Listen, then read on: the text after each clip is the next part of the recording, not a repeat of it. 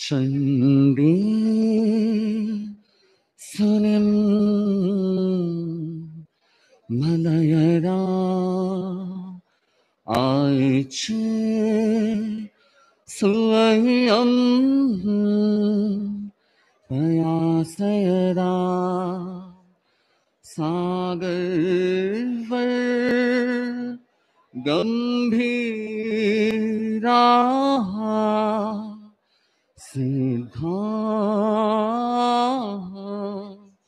सिद्धिं मम दिशन्तु सिद्धा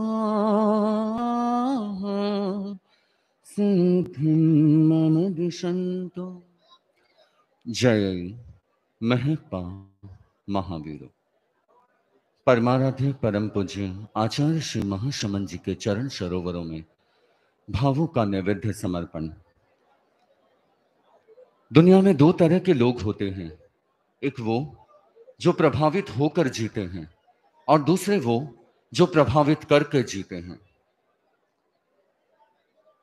एक सन्यासी से किसी ने पूछा कि आप इतने खुश कैसे रह लेते हैं, सुबह से शाम तक जिंदगी के उतार चढ़ाव के बीच, अप एंड डाउन्स के बीच, हाइज एंड लोज के बीच में आप खुश कैसे रह लेते हैं, मुस्कुराते हुए, गुनगुनाते हुए, हंसते हंसाते हुए कैसे जी लेते हैं।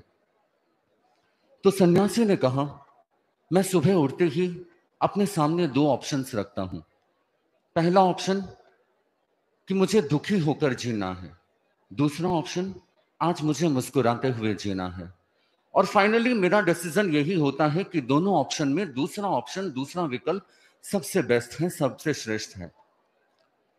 तो इसलिए मैं उस खुशी को चुनता हूं जिसे 24 घंटे मुझे जीना है। पूज्य प्रवर श्रद्धेय शासन श्री मुनि श्री सुरेश कुमार जी स्वामी के 62 वर्षों के और दीक्षा पर्याय का जीवन और 82 सालों के जीवन को 108 पेज में समेटना बहुत मुश्किल था। मैं पूज्य गणाधिपति गुरुदेव श्री तुलसी के जीवन का एक प्रसंग मुझे याद आ रहा है। श्रद्धेय मुनि प्रवर उस समय मुमुक्षु थे और पूज्य गणाधिपति गुरुदेव श्री तुलसी के दर्शन कर रहे थे। तो गुरुदेव श्री तुलसी ने पूछा, कहा कि संपत तुम पीछे रह गए। दीक्षाएं हो चुकी थी और उसके जस्ट बाद मुनिश्री ने दर्शन किए थे। तो मुनिश्री को आचार्य प्रवर ने फरमाया कि तुम पीछे रह गए। तो मुनिश्री ने निवेदन किया, गुरुदेव आप मुझे आगे बढ़ाएंगे तो मैं आगे हो जाऊंगा। दीक्षा हुई और दीक्षा के लगभग 7 दिन बाद जब बड़ी दीक्षा की बात आई तो मुनिश्री भवभूति जी स्वामी थे, एक संत और थे, उनको शायद प्रतिक्रमण कंठस्थ नहीं हो पाया था। अब तक ऐसा था कि मुनिश्री भवभूति को मुनिश्री वंदना करते थे, लेकिन प्रतिक्रमण याद नहीं होने की वजह से श्रद्धेय मुनि प्रवर बड़े हो गए और मुनिश्री को प्रतिक्रमण याद था। तो ये प्रसंग याद दिलाता है कि पूज्य प्रवर के सामने मुनिश्री ने संकल्प किया था कि आप मुझे आगे बढ़ाएंगे तो मैं आगे हो जाऊंगा। तो मुनिश्री उन दोनों संतों से आगे हो गए।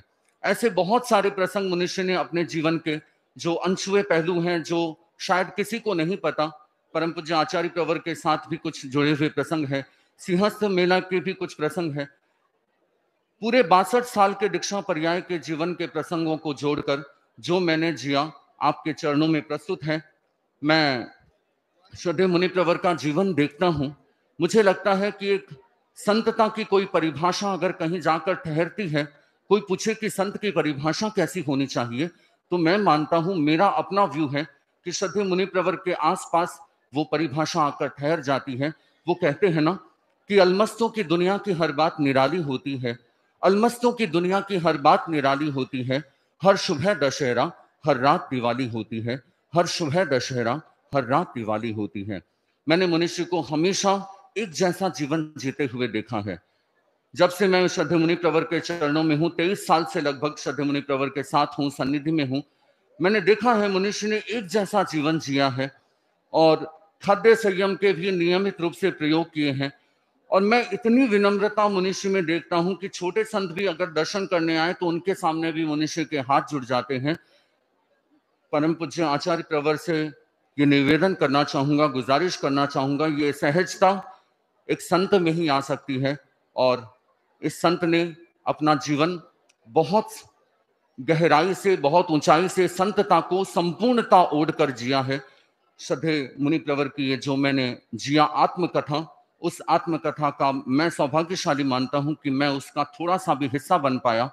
भले ही मुनिश्री इसमें कभी कभी नाराज भी होते हैं मुझसे कि मुझसे लिखना और नहीं होता, लेकिन कहीं ना कहीं मैं इस मायने में अपने आप को सौभाग्यशाली मानता हूं। कुछ अंशों में कर्ज से, ऋण से उऋण होने का एक अवसर मानता हूं कि श्रद्धेय मुनि प्रवर के जीवनी को, आत्मकथा को लाने में मेरा अपना एक सौभाग्य रहा। मैं श्रद्धेय आचार्य प्रवर के चरणों में यह प्रस्तुत कर रहा हूं और आचार्य प्रवर से आशीर्वाद चाहता हूं कि मेरी साहित्य यात्रा और श्रद्धेय मुनि प्रवर के सेवा में अंतिम सांस तक मैं समर्पित रहूं, इन्हीं भावों के साथ।